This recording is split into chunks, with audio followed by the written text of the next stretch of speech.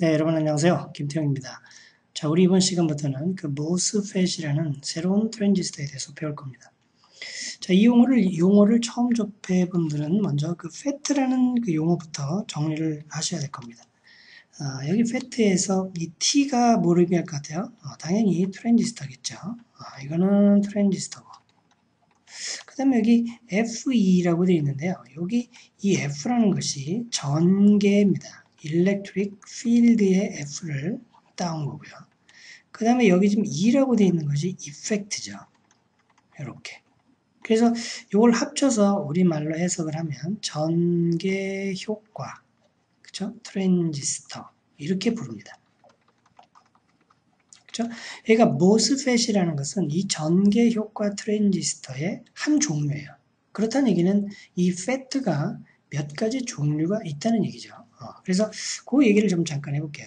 이 FET라는 것이 이 전개 효과 트랜지스터, 이 FET라는 것의 종류를 크게 한번 나눠보겠습니다. 크게 이제 우리가 이제 배울 모스펫, 지금 여기 있는 이 모스펫이라는 놈이 있고, 그 다음에 JFET이라고 있어요. JFET. 그래서 여기 J는 정션을 얘기하는 거죠. 정션. 그쵸? 그래서 정션 FET 이런 게 있고요. 그 다음에 또 하나를 굳이 나눈다면 이 MESFET이라는 게 또 있습니다. MESFET. 그래서 우리가 주로 이 FET를 이렇게 세 가지로 분류를 하는데, 물론 이게 뭐 지금 디바이스 종류가 너무 많기 때문에 FET가 이것 말고도 또 여러 가지가 있죠. 근데 보통 이 대학 텍스트에서 다루는 그 FET는 주로 이렇게 세 가지 정도가 됩니다.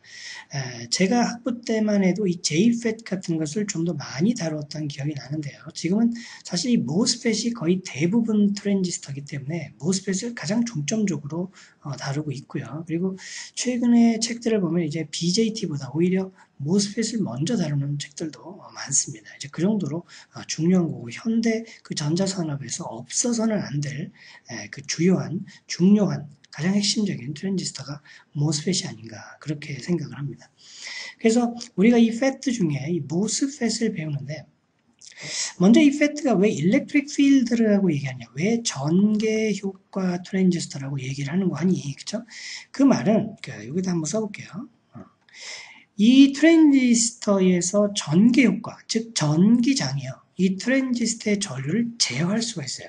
저 전개가 이 트랜지스터에는 이 전류의 흐름을 제어할 수 있어요. 그렇죠? 제어하는 트랜지스터예요. 이해가 돼요. 그래서 이걸 우리가 전기효과 트랜지스터라고 하는 거죠. 그래서 여기 있는 이 트랜지스터 전부는 전기장이 이 전류의 흐름을 제어해서 이걸 많게 흘렸다가 적게 흘렸다, 많게 흘렸다, 적게 흘렸다 하는 역할을 한단 말이에요. 그래서 이걸 FET라고 얘기를 하는 거고, 이런 종류들이 있다 그런 겁니다. 이 FET 앞에 붙은 이 모스라는 것은 이 트랜지스터의 재료가 무엇으로 이루어져 있는가 하는 것을 나타내는 말인데, 이 M은 여러분 눈치챘겠지만 메탈, 즉 금속을 의미하고요. 그 다음에 얘는 옥사이드, 그죠? 그러니까 뭐예요? 이건 절연체죠. 절연체. 그 다음에 여기 있는 이 S는 세마이컨덕터, 그죠? 다 알겠지만 뭐예요? 반도체. 그래서 이 FET는 금속과 절연체와 반도체가 서로 접합이 돼서 이루어지는 하나의 FET. 이건 이제 우리가 구조를 배울 때 좀 자세히 배울 겁니다. 그래서 우리가 이제부터 다루는 그 트랜지스터는 FET 중에 MOSFET라는 것을 중점적으로 이제 다루려고 하는 겁니다. 됐죠, 여러분? 여기 절연체가 들어가서, 이 절연체가 들어가서 나중에 이제 구조를 보면 알겠지만, 이 절연체가 들어갔기 때문에 이것을 IGFET라고도 부르는데, 뭐 그 얘기는 또 할 기회가 있을 것 같습니다. 됐죠, 여러분? 자, 그러면 얘의 이제 주요 뭐 특징이라고 할까? 이제 그런 것들을 잠깐 살펴보도록 하죠. 어차피 지금 시작하는 시점이니까. 자, 여러분 뭐 다 아는 얘기, 트랜지스터이면서 여기 지금 그림에서 나와 있는 것처럼 역시 얘도 3단자를 가진 트랜지스터가 됩니다. 그러니까 트랜지스터의 주요 기능에는 변함이 없어요. 즉 뭐죠? 트랜지스터 주요 기능 두 가지. 하나가 증폭을 한다는 소자고, 그리고 또 하나는 스위치로 작동하는 소자가 되는 거죠. 그죠? 그래서 이 두 개의 기능을 주로 갖는 그런 트랜지스터가 된다 하는 얘기죠. 그리고 의문이 생기죠. 왜 이럴 때는 바이폴라 접합 트랜지스터를 뜨고 왜 저럴 때는 모스펫이라는 걸 쓰는지. 그건 이제 우리가 차차 알게 돼야 될 내용들이 되겠죠. 됐죠, 여러분? 자, 그 다음에, 이 모스펫이라는 놈이, 그쵸? 좀 몇 가지 특징이 있는데, 이게 그 제조 공정 같은 것이, 예를 들어서 제조 공정이 바이폴라 접합 트랜지스터, 그런 거하고 비교했을 때는 좀 상대적으로 굉장히 간단해요. 제조 공정이 간단하다는 얘기입니다. 그렇다는 얘기는 필연적으로 이 트랜지스터를 제정할 때 그 코스트가 상당히 적게 든다는 어떤 장점이 있고요. 그 다음에 소비 전력이 상당히 작아요. 이게 아주 치명적이면서 아주 장점이죠. 치명적이라는 게 아니라 장점이죠, 장점.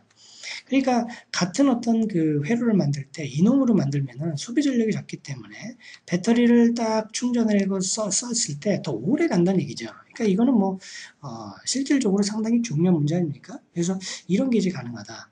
그 다음에 그 소형으로 만드는 것이 또 가능하죠. 간단하면서도 아주 작게 만들 수가 있어요. 그렇다는 얘기는 그 한정된 공간에 이 수백만 개의 그 모스펫을 집적시킬 수 있다는 효과가 있죠. 그래서 대부분의 칩들 있잖아요, 그죠? 여러분 칩 있죠? 회로 기판 보면 뭐 요렇게 생긴 거죠. 그러니까 요 안에 보면 전부 다 이게 거의 다 모스펫으로 이루어져 있다는 것을 알 수가 있습니다. 그죠? 그러니까 이런 어떤 여러 가지 이점들이 있어요. 그리고 이렇게 집적시킬 때 이 안에 여러 가지 회로가 들어가는데 이 모스펫은 또 재밌는 게 이 모스펫을 하나의 저항으로 둘 수 있고요. 이 모스펫이 하나의 다이오드가 되기도 합니다. 그러니까 이 저항이나 다이오드를 이 안에 또 따로 집어넣을 필요 없이 전부 다 모스펫 하나 가지고 구현이 가능하죠. 그렇죠? 그래서 이게 으로도 기능을 한다. 그렇죠? 그러니까 뭐 이런 여러 가지 장점들이 있어요. 그래서 물론 이제 그 BJT에 비해서 단점들도 있겠지만, 그래서 이제 엔지니어가 어떤 목적에 맞게 적절한 트랜지스터를 택하는 것도 중요한 이슈가 되겠죠. 근데 지금 일단 우리 시작하는 입장에서 이 모스펫이라는 게 이런 거고, 이런 특징이 있구나 하는 것을 대충 한번 알아보고 그 다음에 이제 세부적으로 들어가는 게 좋을 것 같습니다. 됐죠, 여러분?